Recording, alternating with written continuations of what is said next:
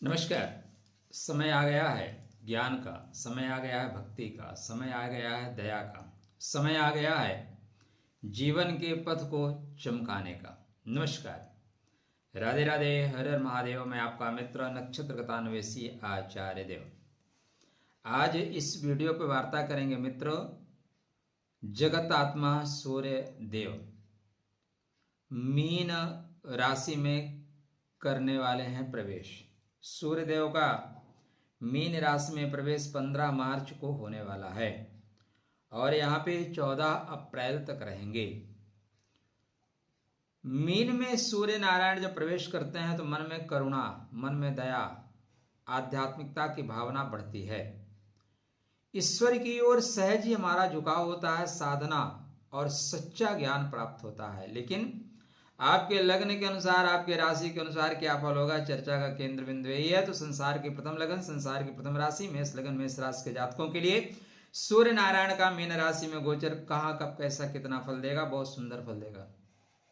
विदेश तक आप सफर तय कर सकते हैं। चर्चा का केंद्र बिंदु सूर्य देव के 3 नक्षत्र में गोचर। मीनस्तो यदि भानु स्यात् करुणा भाव वर्धन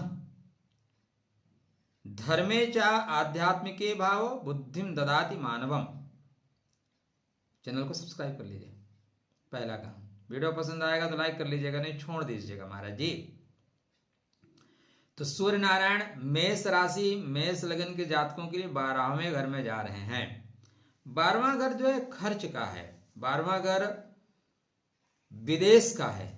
तो आपके लिए विदेश का योग बनाएंगे। आप बाहर की यात्रा करना चाहते हैं तो यात्रा करिए ना, यात्रा में आपको लाभ होगा। या स्टार्टिंग में गुरु महाराज के नक्षत्र में होंगे तो गुरु महाराज के नक्षत्र में कोई दिक्कत नहीं, कोई परेशानी नहीं, आराम से यात्रा करिए भाई साहब, कोई दिक्कत नहीं। एक ही चीज यहां परेशानी आएगी, जो लोग छात्र हैं, जो अध्ययनरत हैं, एकाग्र होकर काम कर रहे हैं, उनकी एकाग्रता में कमी आएगी। देखिए, आपके पास जब ऑप्शन बहुत हो ना, विकल्प बहुत हो, तो संकल्प कमजोर हो जाता है।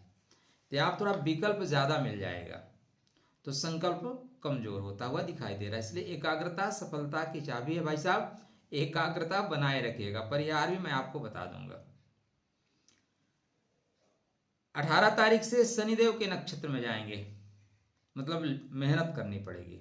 देखो, हर ग्रह का जो नक्षत्र होता है ना, वो आपको बताता है एक्चुअल में आप क्या करने वाले हैं, क्या करना पड़ेगा जीवन में। यदि आप नक्षत्र के अनुसार ज्योतिष सीखना चाहते हैं तो अप्रैल 2nd वीक में हमारी क्लासेज आरंभ हो रही हैं। वहां पे नक्षत्र के अनुसार डिटेल में सारा कुछ समझाया जाएगा, बताया जाएगा। तो यदि आप इच्छुक हैं तो संपर्क करें। एक और आवश्यक जानकारी, यदि आप दिल्ली में हैं और मिलना चाहते हैं, दिल्ली नोएडा आसपास, तो मेरी यात्रा अप्रैल 1st वीक में ही दिल्ली की रहेगी।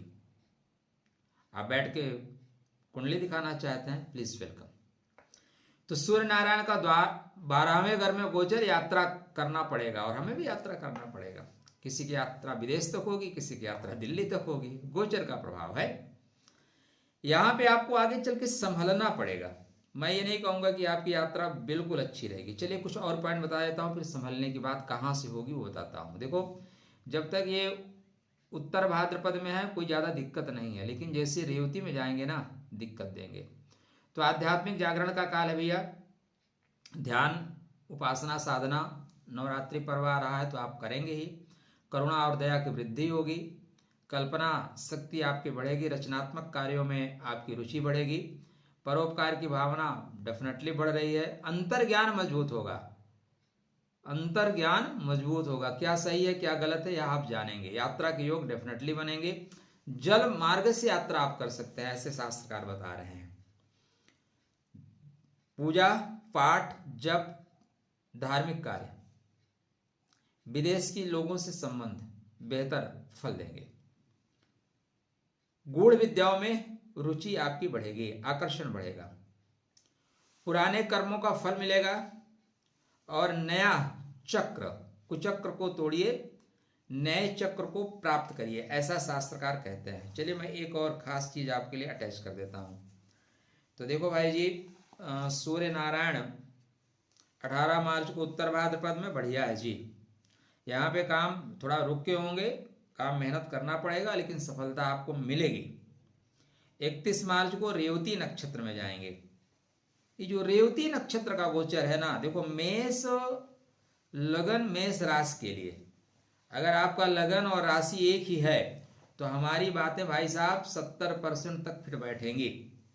100% तो सिर्फ परमात्मा है, बकाया हाँ यूट्यूब के ज्योतिषी भी है, 1000% कह सकते हैं। थंबनेल का जमाना, उसमें बुरा नहीं मानना। 31 मार्च से भैया आपको सावधानी रखनी होगी। वाहन चलाते समय सावधानी रखें। बंधु बांधवों से विवाद हो सकता है। पुराने मर्ज, पुराने कर्ज, पुराने रोग उभर सकते हैं। ठीक है, गति कंट्रोल में रखिएगा। गति में दू लगा दीजिए, दुर्गति हो जाती है।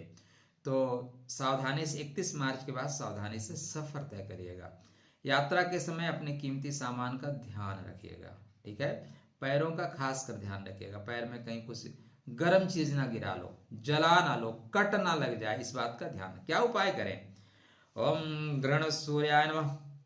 सूर्य नारायण को जल दीजिए। सूर्य नारायण को प्रतिदिन प्रणाम। एक प्रणाम कई परिणाम को बदल देता है भाई, तो प्रणाम करना सीखिए।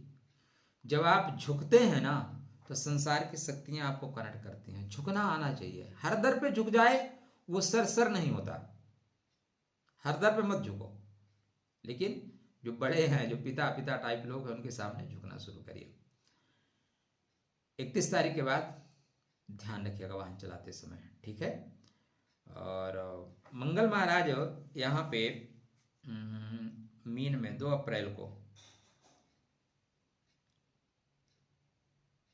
मंगल महाराज भी 12 में जा रहे हैं भाई साहब, 2 अप्रैल को जाएंगे।